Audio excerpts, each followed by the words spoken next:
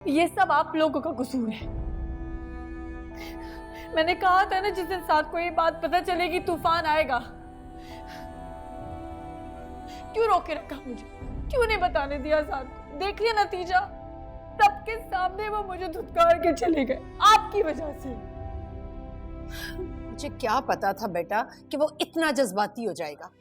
बताया था ना मैंने आपको, कितनी बार बताया था कि साथ अब वैसे नहीं रहे, साथ बदल गए हैं, लेकिन आपने मेरी बात नहीं मानी। और आप, मैंने कहा था ना साथ को अपने बलबूते पर करने दे कुछ, क्यों आपने मुश्ताक से सिफारिश की?